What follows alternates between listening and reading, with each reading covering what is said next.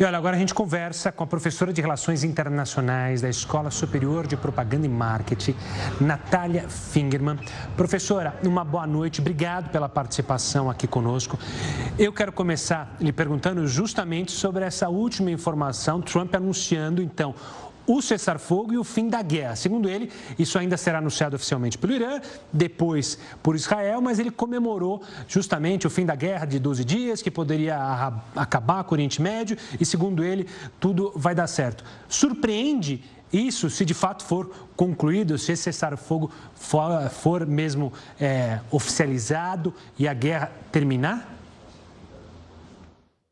Boa noite, Gustavo. É um prazer estar aqui, ainda mais com uma notícia como essa. Se de fato, né, isso for implementado pelo governo de Israel e pelo governo do Irã, me parece que é um cenário muito positivo e resolve, pelo menos temporariamente, as tensões na região do Oriente Médio que vinham crescendo nos últimos dias.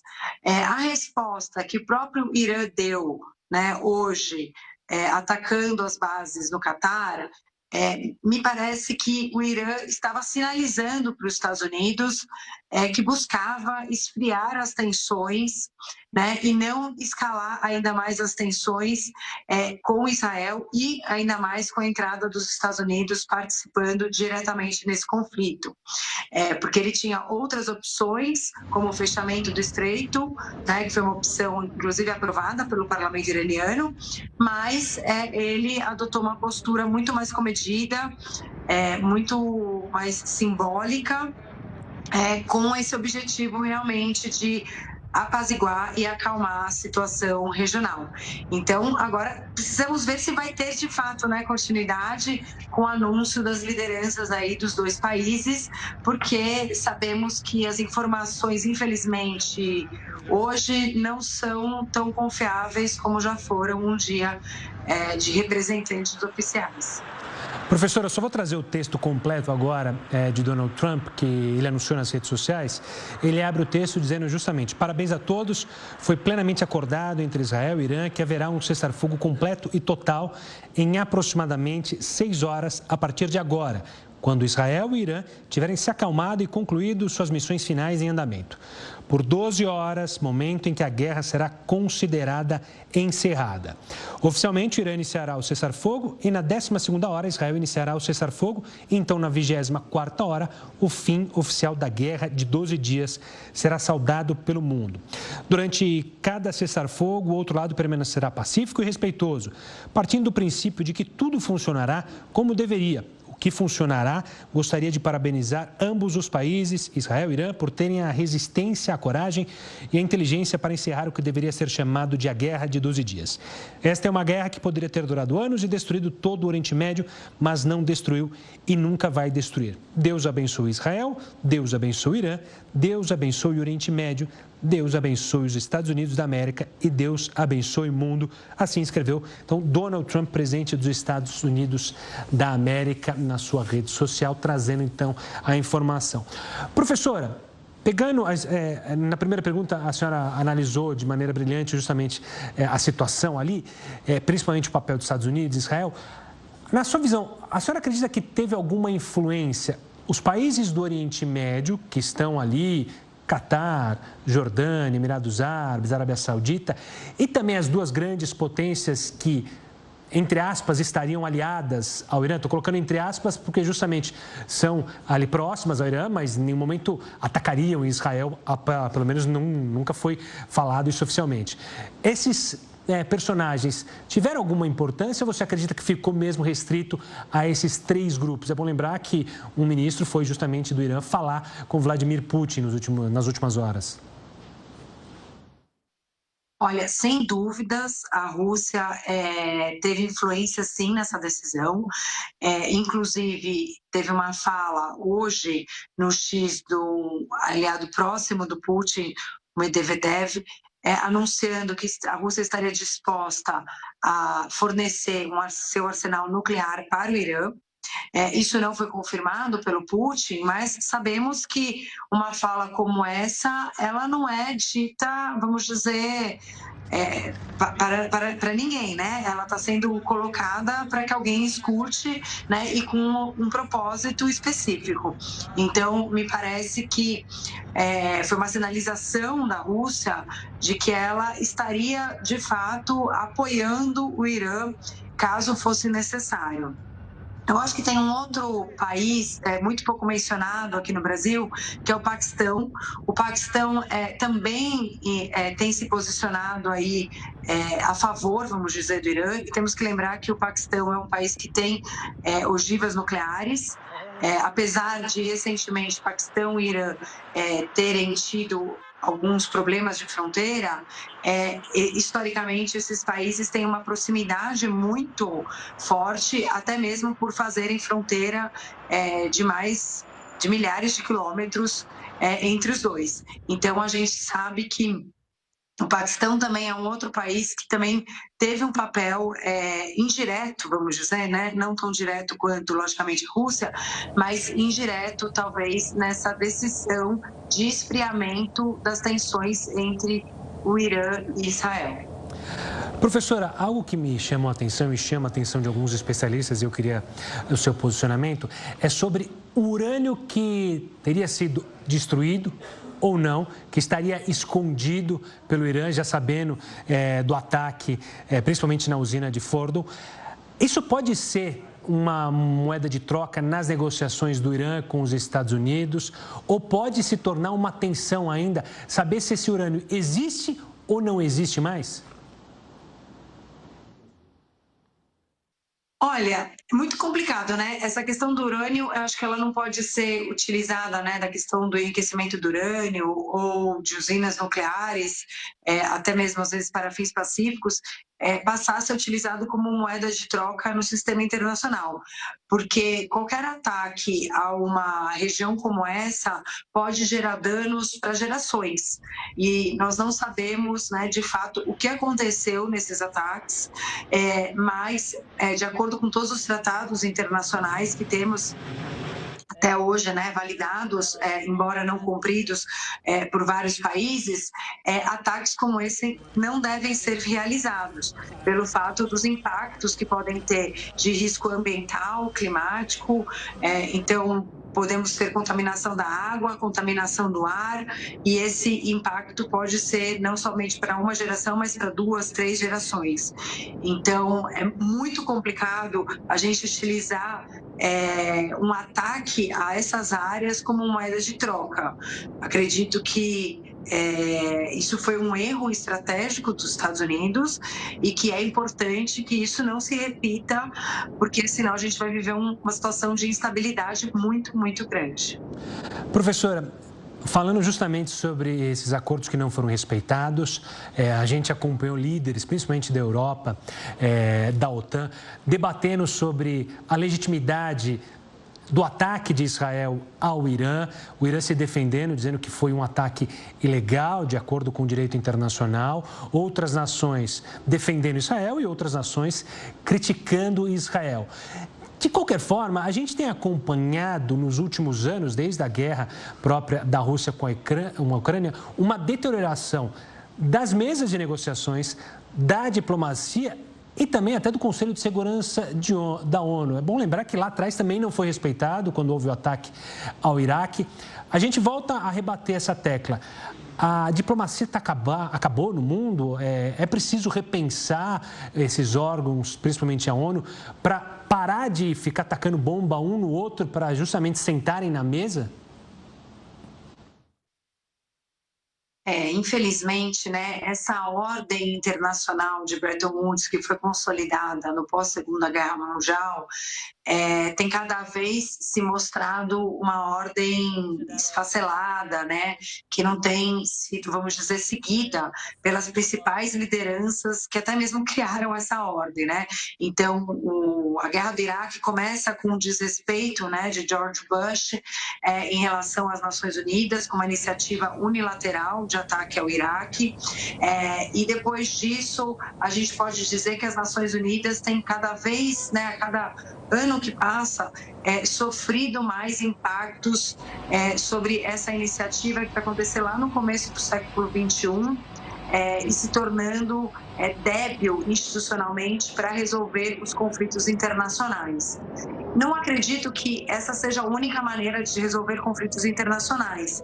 Já tivemos outros modelos, né, como o Westfália, o sistema de congressos no mundo, que foram muito efetivos para solucionar de maneira diplomática conflitos internacionais. É necessário que a gente repense mecanismos que possam solucionar as questões de maneira pacífica, porque esses conflitos que temos, né, visto recentemente, e muitas vezes nesse tom de torcida, né, de que lado que está, eu acho que não tem lado bom, né, não existe um bom lado nesse caso, porque o impacto, a vida das pessoas é muito grande, tanto, né, a vida de algumas pessoas que são atingidas diretamente por esse conflito, como aquelas que são atingidas indiretamente.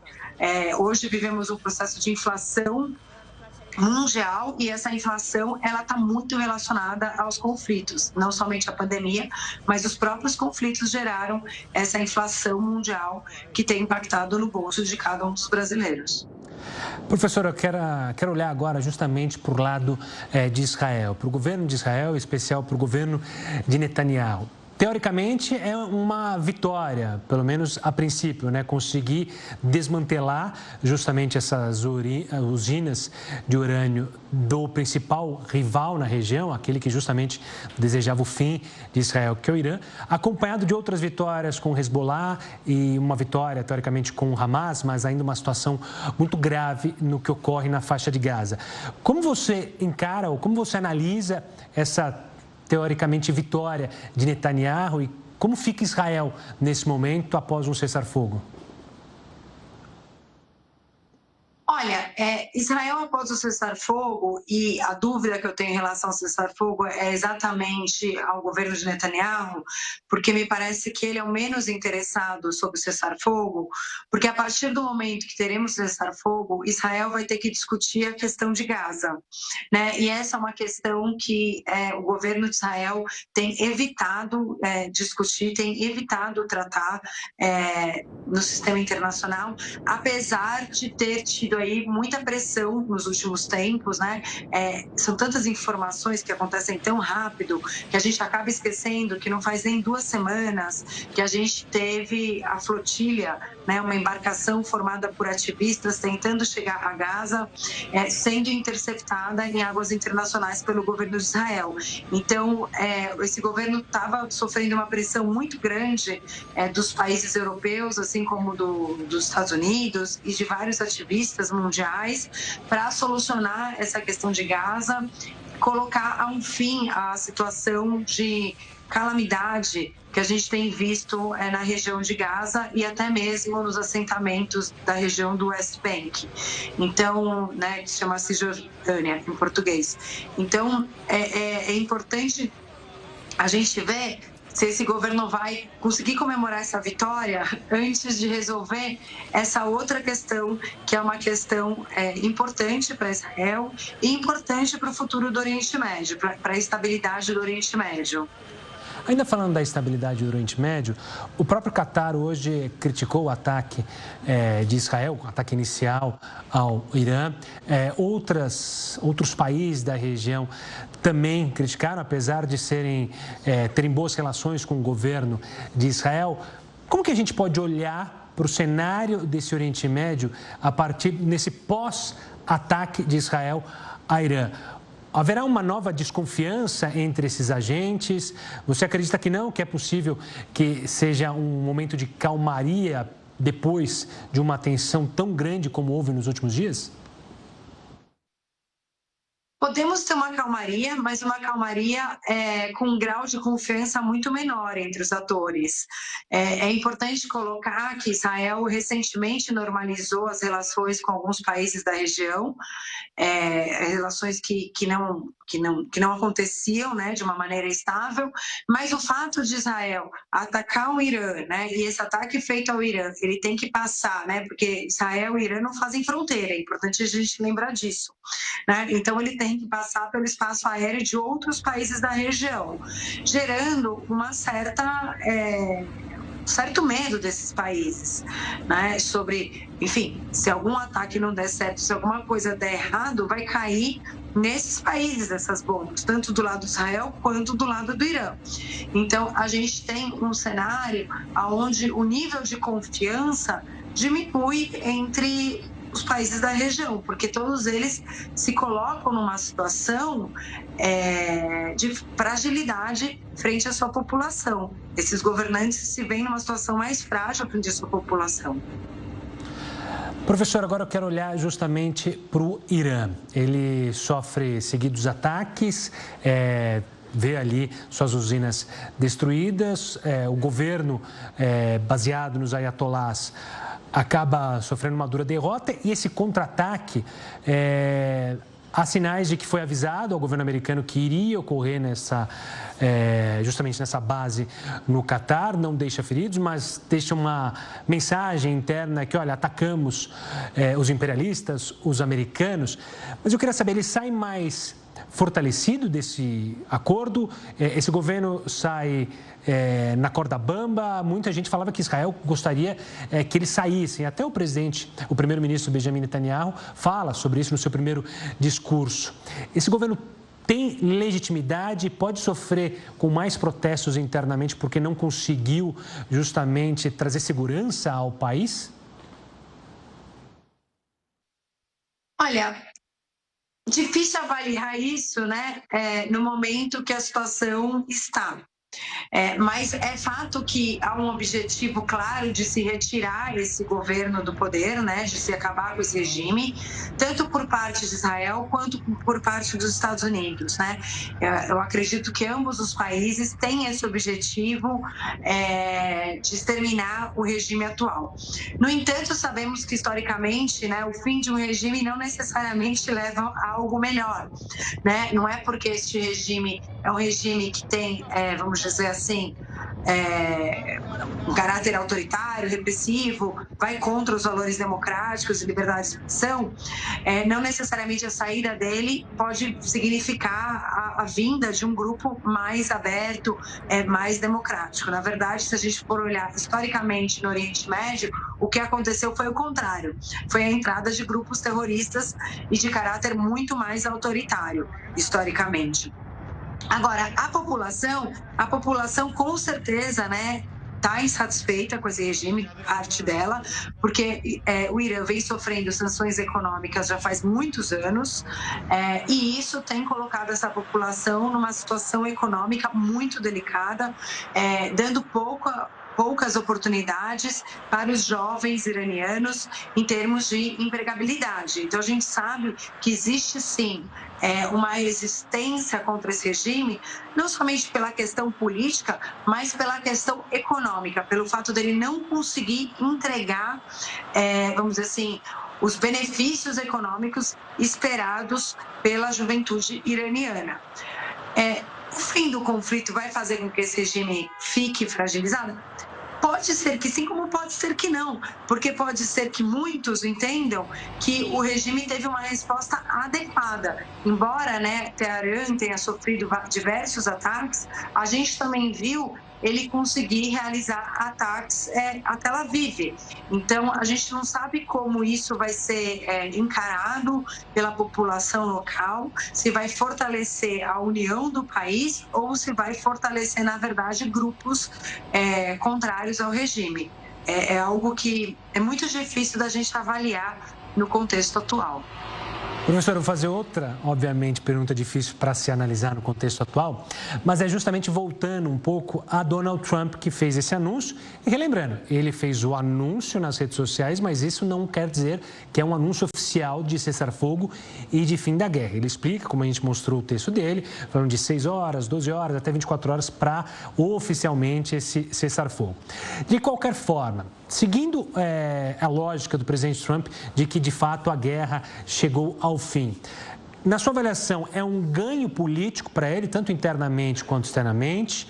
Não é um ganho, porque muitos criticaram até internamente nos Estados Unidos a entrada, de fato, dos militares americanos na guerra. Afinal, durante toda a campanha, ele falava que ia acabar com as 2 guerras e acabou entrando em mais uma terceira guerra. Como que você avalia se, de fato, esse cessar-fogo ocorrer, anunciado pelo presidente Donald Trump, na visão do governo dos Estados Unidos e de Donald Trump? Olha, acredito que na visão dos norte-americanos, né, e principalmente da sua base eleitoral, vai ser bem visto o encerramento desse processo, porque parte da sua base vota em Donald Trump, acreditando que Donald Trump vai ter uma postura diferente dos governantes anteriores, né? Se sabe que uma grande parte, vamos dizer, de seus eleitores pertenciam aí a veteranos que participaram das guerras do Iraque, da guerra do Afeganistão, e viram como esses conflitos geraram vamos dizer assim, danos, tanto psíquicos quanto físicos, para grande parte das tropas norte-americanas, né? E também fizeram com que recursos que poderiam estar sendo utilizados dentro dos Estados Unidos fossem voltados para tentar solucionar problemas fora dos Estados Unidos.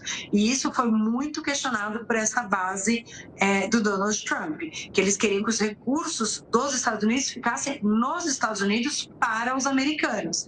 Então, se ele for bem sucedido, né, e não der continuidade a este processo, me parece que a sua base, que está um pouco desestabilizada com essa iniciativa, vai voltar a apoiá-lo. Agora, é importante a gente colocar uma questão, que é o fato que Donald Trump toma essa decisão de realizar esse ataque, Gustavo, sem autorização do Congresso, né? O que é inconstitucional para os Estados Unidos, né? Nos Estados Unidos, qualquer decisão, né, de entrar numa guerra, de fazer um ato de guerra, é necessário que o executivo busque a aprovação do Congresso. No entanto, desde que Donald Trump está no poder, a gente tem visto, não é a primeira vez, né, alguns ataques sendo realizados pela defesa norte-americana sem autorização do Congresso. Antes desse, tivemos ataques que foram realizados ao Iêmen, ao grupo Houthis, que é um dos grupos, vamos dizer, do Axis da resistência, financiado pelo Irã. Então, o Donald Trump tem recebido críticas de congressistas norte-americanos, principalmente democratas, né? A AOC, que é uma liderança parceira do Bernie Sanders, que é o nome mais conhecido aqui no Brasil, inclusive fez uma proposta de impeachment pelo fato do Donald Trump ter feito esse ataque às usinas nucleares, às sedes nucleares dentro do Irã. Professora, eu quero ampliar um pouco o nosso olhar, justamente para trazer o resto do mundo nessa conversa, porque hoje, mais cedo, a OTAN anunciou, então, um aumento dos gastos, 5% do PIB dos países envolvidos, dos países do bloco, terão que ser destinados a equipamentos militares. A gente teve esse conflito que tem a informação de que haverá um cessar-fogo, mas oficialmente ainda não há esse cessar-fogo. O mundo segue passando por uma militarização muito maior do que se imaginava há anos atrás. O que aconteceu entre Israel e Irã? Há uma tendência que a gente tenha mais tensões no resto do mundo por causa dessas recentes guerras? Infelizmente, né, esse aumento da militarização do mundo, inclusive a Alemanha, a França, Reino Unido, todos esses países recentemente retiraram recursos que eram voltados para a área de ajuda humanitária, para a área de cooperação internacional e destinaram esses mesmos recursos para a sua área militar, né? Então, a Europa resolveu, né, buscar um rearmamento. Um dos motivos que a Europa tem buscado se reestruturar e um pacote de rearmamento que foi aprovado pela União Europeia é o fato dos Estados Unidos ter paralisado a ajuda militar para a Ucrânia mais recentemente, por demandar que os países europeus atingissem uma meta mínima de financiamento militar de 5% como membros da OTAN. Então, a Europa hoje está se armando não somente para se manter na OTAN, mas também porque muitos países europeus perceberam que talvez a OTAN não vai ser aquele mecanismo que, de fato, vai funcionar no momento que um desses países for atingido, né? A Organização do Tratado Atlântico Norte, ela tem um objetivo que, se qualquer um desses países for atingido, todos os países que fazem parte vão entrar nesse conflito para resolver a solução militarmente. E, logicamente, o principal país, o principal financiador e a principal ameaça, né, dessa organização, em termos militares para o resto do mundo, são os Estados Unidos da América. E o fato dos Estados Unidos optar por não participar de maneira tão incisiva como na questão da Ucrânia agora, fez com que diversos países europeus mudassem a sua postura interna e optassem por um rearmamento. Eu sempre acredito que quando a gente pensa em militarização, não tem como, se está sendo produzido mais armas, as tensões começam a aumentar, porque gera um efeito cascata, né? Eu sei que meu vizinho está fazendo mais armas, eu vou fazer mais armas, daí o outro vizinho vai fazer mais armas, então a gente tem um processo contínuo em todo o mundo que vai gerando uma tensão maior e uma chance de instabilidade cada vez maior, porque a partir do momento que um país se sente munido o suficiente, ele fica mais confortável para realizar um ataque que muitas vezes pode ser desnecessário e que poderia ser solucionado pelas vias diplomáticas. Ainda mais no cenário como que nós colocamos, né? Em que as instituições ligadas à questão da diplomacia estão tão fragilizadas. Então, é necessário a gente pensar em novos mecanismos diplomáticos para que isso não aconteça, né? Para as questões não serem, usando assim a palavra mais, assim, né? O termo mais bobo, mas assim, não ser resolvido na porrada, mas ser resolvido, né, de fato, pelos meios pacíficos, pelos meios diplomáticos, né, as questões serem postas à mesa, sem ninguém tomar uma iniciativa de uma maneira repentina. Então, esse é um receio que todos nós, analistas de relações internacionais, temos com esse processo de militarização que temos visto. Professor, eu vou pedir licença mais uma vez, só para trazer novamente a informação passada por Donald Trump nas suas redes sociais, para quem ligou a televisão agora. Está aí o texto que é assinado por Donald Trump, que começa assim: parabéns a todos. Foi plenamente acordado entre Israel e Irã que haverá um cessar-fogo completo e total em aproximadamente 6 horas a partir de agora, do momento que ele escrevia, quando Israel e Irã tiverem se acalmado e concluído as missões finais em andamento. Bom lembrar que há bombardeios nesse momento.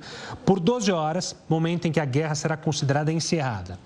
Oficialmente, ainda escreve o presidente, o Irã iniciará o cessar-fogo na 12ª hora. Israel iniciará o cessar-fogo na 24ª hora e o fim oficial da guerra de 12 dias será saudado pelo mundo. Esse nome criado por Donald Trump, esse guerra de 12 dias. Durante cada cessar-fogo, o outro lado permanecerá pacífico e respeitoso. Partindo do princípio de que tudo funcionará como deveria, o que funcionará, gostaria de parabenizar ambos os países, Israel e Irã, por ter, então, a resistência, a coragem e a inteligência para encerrar o que deveria ser chamado de a Guerra de 12 dias. Esta é uma guerra que poderia ter durado anos e destruído todo o Oriente Médio, mas não destruiu e nunca vai destruir. Deus abençoe Israel, Deus abençoe Irã, Deus abençoe o Oriente Médio, Deus abençoe os Estados Unidos da América e Deus abençoe o mundo, assinado por Donald Trump, presidente dos Estados Unidos da América. Professor, eu quero fazer uma última pergunta e agradecer, obviamente, o seu espaço aqui conosco. Eu falei da militarização, a senhora explicou, né, e falou sobre esse perigo. Eu lhe pergunto, o que a gente pode ver novamente outros países, principalmente ditaduras, buscando uma arma nuclear, uma nova corrida por uma arma nuclear, justamente, olha, se eu tenho uma arma nuclear, ninguém me ataca. Muitos analistas falam que o Irã, muita gente no Irã se arrepende de não ter feito, de fato, a bomba nuclear, porque se tivesse a bomba nuclear, não seria atacado. Sem dúvidas, sem dúvidas. É possível que nos próximos anos, né, ou nos próximos meses, alguns países optem em sair do Tratado de Não Proliferação de Armas, se esses países são signatários, né, e optem pelo desenvolvimento de armamento nuclear. Mais possível do que isso, é também possível que os países façam isso de maneira, vamos dizer assim, secreta, né? Porque nós sabemos que hoje, se um país se propõe a fazer qualquer arma nuclear, ele corre um risco internacional de represália dos outros países do mundo. Então, é um risco que pode acontecer e é importante a gente lembrar, né, Gustavo? O chefe Rafael Grossio, da Agência Internacional Atômica das Nações Unidas, deixou muito claro que, embora o Irã tenha, né, apresentado uma capacidade de enriquecimento do urânio alta, ele não tinha nenhum dado que mostrasse que o Irã tinha já alguma ogiva nuclear. Então, é importante a gente lembrar disso, que o ataque que foi feito ao Irã, ele foi feito, mas o Irã ainda não tem nenhuma ogiva nuclear de fato. Os países que têm ogiva nuclear, eles normalmente não sofrem ataque. Vide o caso que a gente tem acompanhado na Caxemira, que fica bem restrito entre Índia e Paquistão, né? São duas potências médias e ambas potências médias possuem arsenal nuclear. E, em certa medida, isso faz com que esse conflito não se expanda e não se amplie entre os dois países e fique com foco muito local. Tá certo, professora, muito obrigado pela participação aqui conosco, pela análise sobre esses últimos acontecimentos envolvendo Israel, Irã e, claro, os Estados Unidos. Forte abraço e até uma próxima. Obrigada, prazer.